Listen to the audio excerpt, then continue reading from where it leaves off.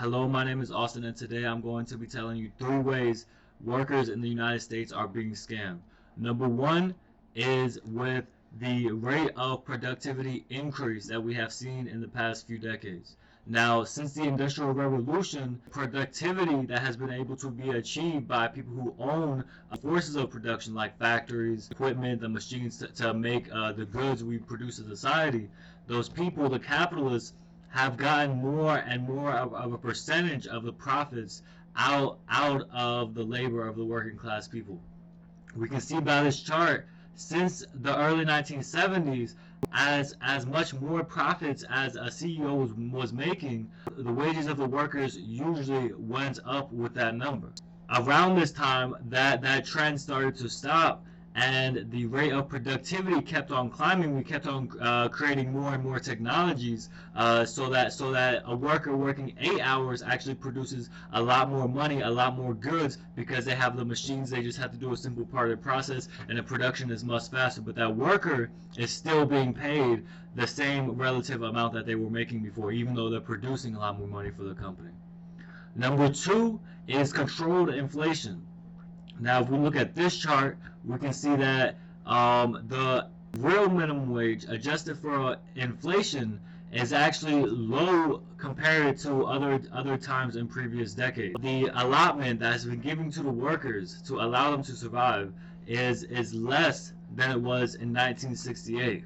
Now, one thing about this is a lot of the liberals or the conservatives try to blame each other for inflation, but the reality is they are both in this scam with the government to actually produce controlled inflation.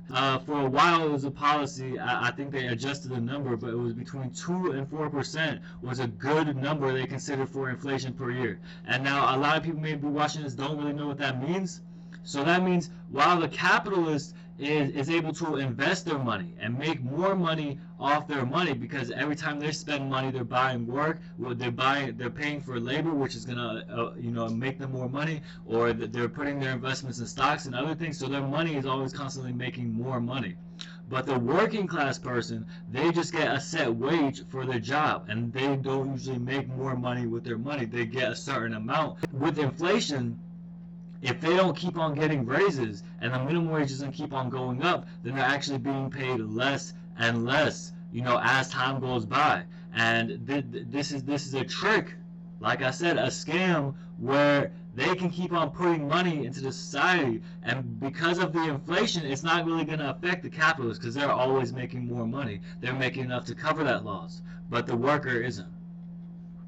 Number 3, the whole concept of capitalism itself has already been proven to be something that is not sustainable 200 years ago by Karl Marx. The working class people of the United States and other capitalist countries have no democratic control over which industries they want to pursue.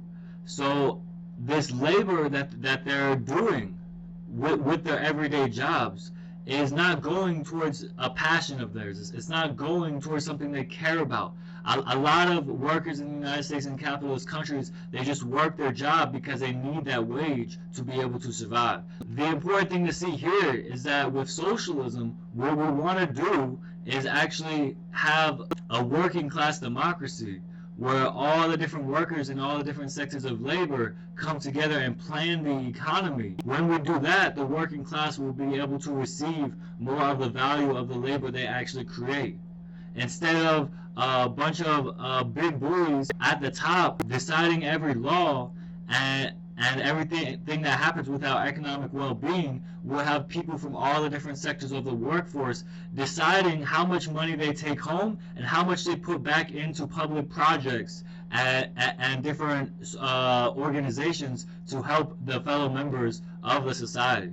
That's what we want to construct with socialism. So I hope you've enjoyed this video of me telling you 3 ways that the average United States worker is being scammed today. I'm going to be making some more videos and try to do some good editing, so please subscribe. Thank you.